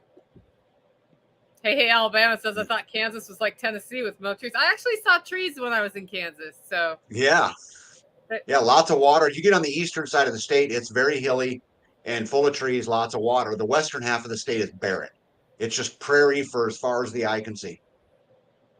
Yeah, I think Kansas gets a bad rap for the prairie because when you're driving across Kansas, it feels very long. And then there's this just a border declared between that and Colorado. And then you're like, well, Colorado's super nice, even though it's even more prairie on the other side. Right.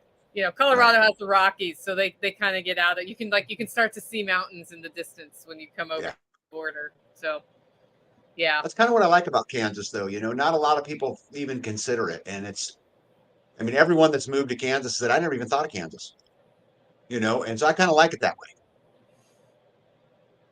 And yet you're putting together this awesome community out there of people who are freedom-minded and love homesteading and opting out of the system. Yep. Well, see, then I get to vote, right? Which, by the way, as I didn't tell you guys this, I got my first official rejection from my county, which I just thought you guys might like this. So I applied to be on the tax board because I was in a county commissioners meeting, and one of the commissioners said, all right, Tag, you know, you want to bitch and moan, why don't you get involved? I said, okay. So an opening came up on the tax board. So I put my name in and they did an interview and I got my official rejection letter that they did not choose me to sit on the local tax board. So I'm going to frame it and put it on my wall. Did you tell them all tax is theft? I did. It through their face in the meeting, in the interview. They asked me what I thought about property tax. And I said, it's the one thing that keeps us from being free. It's the one put up a billboard. Yeah. I'm fine with it. It's the most. Now what's going to happen is when I go to the next county commissioners meeting, I'm going to be able to tell them, you told me to get involved. I tried and you didn't let me. Yep. So that's more powerful. I'm excited. I would love to see you on a property tax board. Me too. We wouldn't have any. Can't have that. That might be catching. Yeah. Guys, I think property tax is the single biggest thing we should be fighting. It's the only thing that keeps us from being free. Because you'll never ultimately own anything, right? Because don't pay your taxes. I would vote for doubling, quadrupling our sales tax. I would vote for all of that if you remove property tax because I can choose what to buy. The property tax thing I think is egregious. It is said with a 10% sales tax, just 10% flat tax. Every time you spend money, 10% tax. They would bring in more revenue than the IRS currently brings in every year, just off and abolish the rest of it. And they would have more money to operate with than anything else. And they wouldn't need it for collections because it would be a whole lot less complex. Yep. Well, it's about holding something over you, right? Do you think they couldn't just tax you and not need the IRS? Why doesn't the IRS just tell you what you owe them, right? That's intentional. That's on purpose. Yeah, of course it is. You know, I know a case of an older lady who's got 300 acres of land in a little old house that's been paid off for 50 years. Her husband died of cancer about 3 years ago.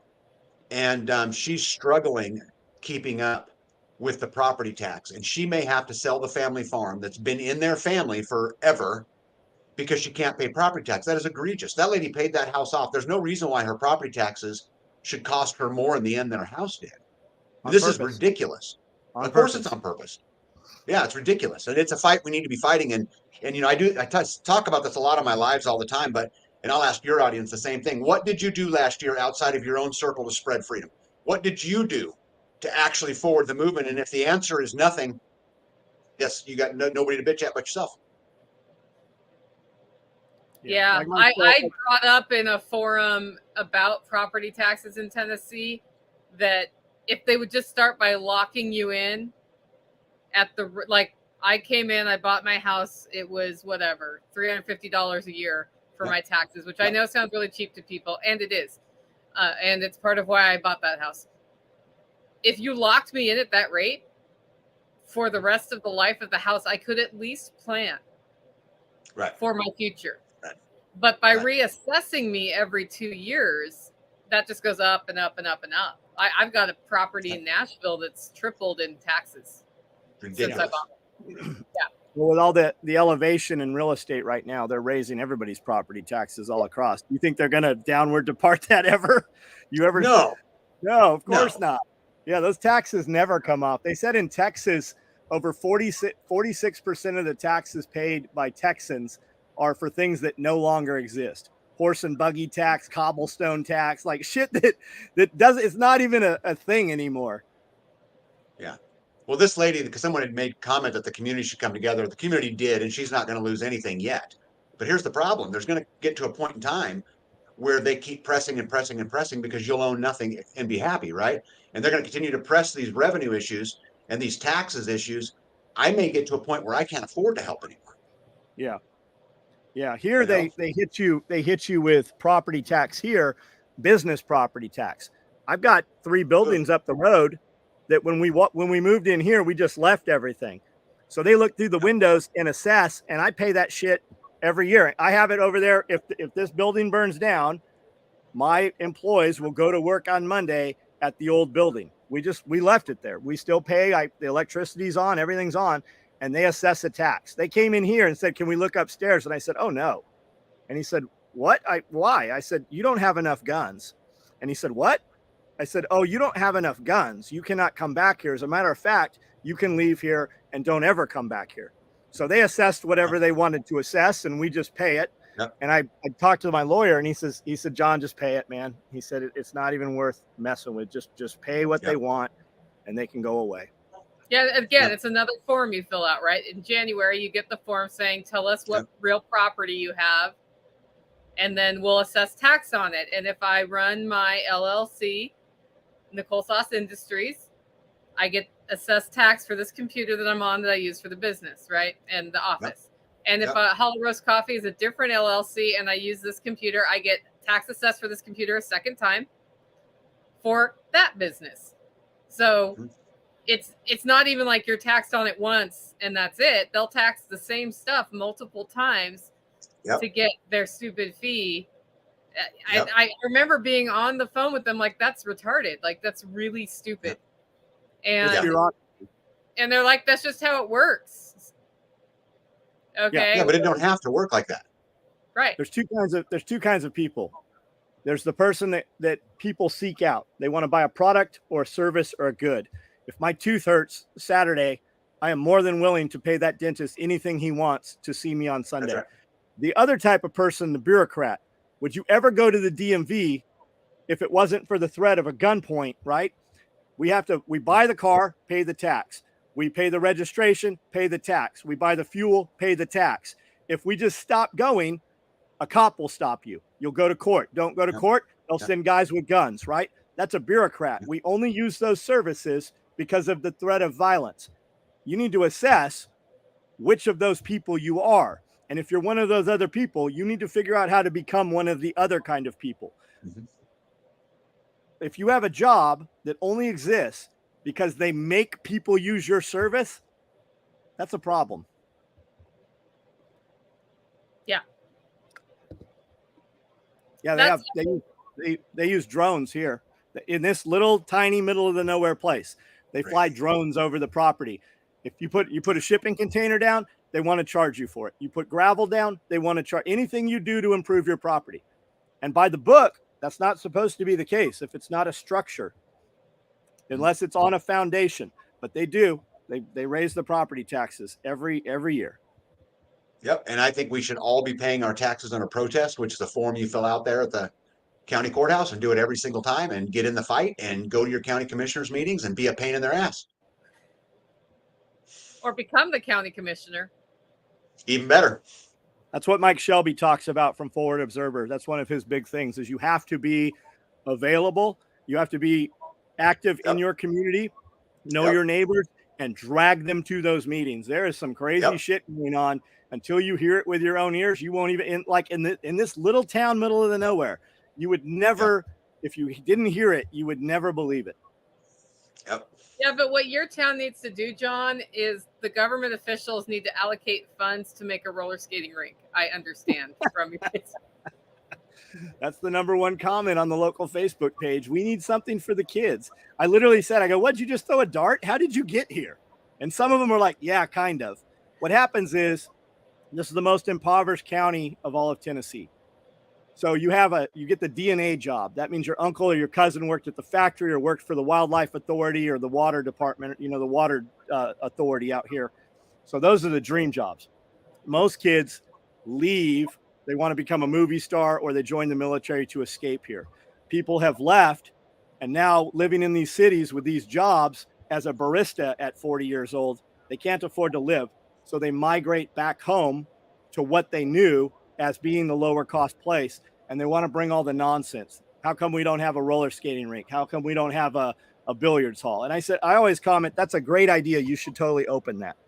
And the common thing is, well, we don't need another cigarette shop or we don't need another liquor store or whatever. I said, a man bought that with his own money. Like that building was vacant for 20 years. Any of you could have bought it at any time, but everybody wants to vote on money they didn't earn. You don't get a decision on how that man spends his money. I don't ever frequent those establishments, but somebody bought that and somebody employs people and somebody pays multiple levels of taxes to have that job. And if you guys didn't frequent that establishment, there wouldn't be four of them. Stop going there if you don't want to go there. You want a bookstore? I'm all about it. Open a bookstore. I'll frequent your bookstore. Yep. You can get your coffee at Hollowworth's to serve at the bookstore. That's right. Absolutely. Prison system. Yeah, look up the prison system and the factories in the prison system. You have government agencies that have to use that schedule of purchasing, and they buy their lockers and their pencils and their street signs from prison industry where they pay an inmate 46 cents a day, and they pay above. If you bought anything from Office Depot, Staples, or Walmart, it would cost almost 50% less than buying it through the schedule system, but they have to. It is captive money. They put people into a slave system. They use slave labor. They destroy their families. And then they have a captive audience that has to purchase the products that come out of those factories. I was just thinking, because Tag and I were kind of talking about Self-Reliance Festival before we went live, and I'm sure he'll end up at one or both. We're not sure which yet. But a topic that might be fun for us to hear from you about, Tag, would be like 5 to 10 ways to opt out of some of these things that people feel trapped by, some of which is paying taxes, right? How can you reduce your property tax, or what steps can you take to further freedom and make a benefit for everybody? That might be I think I'd love to hear about that from you. Yeah, I think let's start with taxes. This is the hardest of all of them because they just get you at every single corner. Now, there's things you can do by understanding the rules to the game you play by. And I'll give you an example. In my county, if you put a building on your property that's permanently attached to a foundation or is greater than 350 square feet, you pay taxes. So I can have a whole bunch of 349 square foot buildings, right, for my chicken coop and my rooster run and my geese house and all my duck duplex and all these things. I can build it that way, which will avoid, a whole bunch of the taxes.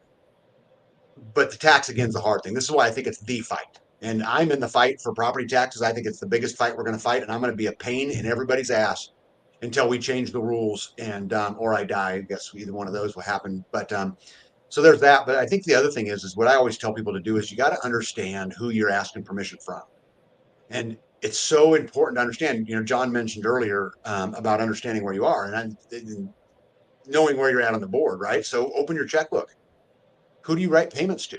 I mean, it's really not complicated. Everybody you're making payments to, those are people you're asking permission from. And then what can you do to minimize those? And I get people tell me all the time, well, Tag, it's real easy for you. You know, you had a whole bunch of money or whatever, which wasn't true, but I saved a whole bunch of money was the answer. But, you know, they say that to me. The truth is everybody can do something. And it's about identifying what can I tackle today? What can I get this quarter? What can I work on? And whether that be, you know, power or whether that be, you know, water or something so simple, you can put a rain catchment system in for no money. It's not expensive. I mean, there's all kinds of little things you can do. Just do something. Get up off the couch and do something. And again, energy is I think energy is the biggest issue. I mean, for me, this is the thing that I would, you know, push to anybody. And it's funny. I got a good buddy of mine named Mo, who's an engineer, and he tackled water first, and then he was hauling it by hand. And so him and I always banter kind of back and forth on this issue. But if you don't have to ask permission from the electric company, and you don't have to ask permission from the water company, and you don't have to ask permission from the mortgage company, and you don't have to ask permission from the sewer company, and you don't have to ask permission from the trash company, and you don't have to do that, I will be able to withstand the attack of the federal government on taxation much longer than most people, because I don't have to fight all those other battles. And so just do something. I mean, analyze your own life, figure out what you can do, and just tackle it. You know, Nicole talked earlier about panels on the roof versus panels on the ground, right? And we go through these things when the fact of the matter is just understand where you are. What resources do you have? Just sit back and do it, and then pick one and say, okay, I can do this one. You know, you might not be able to come up with $53,000 to buy a solar system, but can you come up with $200 to put a rainwater system in? Or, you know, $50 to put a rainwater system in? Just do something. Just get in the fight. And what you'll find it happens to you is you'll look in the rearview mirror and think, man, I got a lot done this year. Yep. Yep. One project completed is better than 5 started. Absolutely. And they add up quickly. That's right. You have momentum. Once you have that accomplishment, you realize that you can do it. And then it's easier to do the next thing and the next thing. It's that snowball. Yep. Well, it turns into a game kind of too. You know, that's why we built the ungovernable calculator, right? Because it's just a game. Yeah. How far can I push it? And stop asking permission, man. If you go out on the internet and go, I'm in a water catchment system, you're going to have 800 assholes tell you how you can't do it. People just say shit over and over just because somebody else told them that. It's not even factual. I love looking out on the canning groups on Facebook where somebody will be like, I just water bath canned whatever high pressure thing for 3 hours because I made up this number. And then it's just all of the you're going to dies come out of the woodwork. Yeah, if you want to see crazy shit, science behind it and see what you really did there. Yeah, ask a question about keeping rabbits or chickens, man. If I've done everything they said you can't do with them, and it all works. If it didn't work, we wouldn't have any rabbits or chickens today. They would have died out generations ago. Yeah. Don't listen to the critic. Teddy Roosevelt had a beautiful quote. And if anyone wants to look it up, it should be inspiring to everybody. But he talked about it wasn't the critic that counts. It's not where the doer deeds could have done better. The credit belongs to the man who's actually in the arena, whose face is marred by blood and sweat and tears. So if he fails, he fares while daring greatly. So his place is not with those cold and timid souls that know neither victory or defeat. Yep. Don't listen to the critic. How much property should I have? Enough that nobody can see what you're doing. Right. What's the first thing I should do? Plant trees so nobody can see inside your shit. Yeah. Yep. And if you can't get a big enough piece of land that you can hide, save your money and buy the next land next to you. And then save your money and buy the next one next to you. Just do something. Yep. Plant bamboo or pine. Not complicated. No. I really wish I had invested in a perimeter fence a lot sooner. It's expensive. I have more money in fences than I had in the cost of the property. But once you have the best thing that ever happened was putting those gates in. Nobody can come in here. You're trespassing if you come here. Yeah. It ends all of that. What are you doing here? Well, we were just turning around. Yeah. Right. Get out of here. Yeah. Well, we were just getting into the freedom stuff, but I understand that Tag has a hard stop coming up soon. So let's do once around the horn and we'll wrap up for the day. Tag, why don't we start with you? Yeah, I'm Tag. You can find me on the YouTube channel Life Done Free or the social media platform freesteading.com. You can also find me at pretty much every Self-Reliance Festival, Midwest Preparedness Project Festival, all of them. And I think, my parting words to everybody today is just, what'd you do? What did you do outside of your own world? And if the answer to that question is no, you got to check yourself. Do something every day, because there's going to come a day where together is all we got. John. I do a live every night at 9 o'clock on YouTube. We have these conversations right here. I've got 2 podcasts that we do. I've got 5,000 videos on YouTube. I'm on Instagram, Facebook, Locals, Float, Me, I'm everywhere. If you want to talk to me, it's me you talk to when you talk to us through social media. So hit us up. Yep. You guys drive the conversation. The conversation will be about anything that you want to talk about. I'm Nicole Sauce from the Living Free in Tennessee podcast and Hollow Roast Coffee. You can find all my stuff at NicoleSauce.com. But it is time to grab your Self-Reliance Festival tickets. It is April 6th and 7th. And I'm at the point where I'm so excited about the content that I want to explode right now, but I'm not going to go into it. We've got some pretty cool speakers queued up for this one. They are rolling out a few more on the site every day. So keep your eye on selfreliancefestival.com. That's also where you get your tickets and your pre-event workshop tickets. Guys, thanks so much for joining the live stream. We'll see you next week.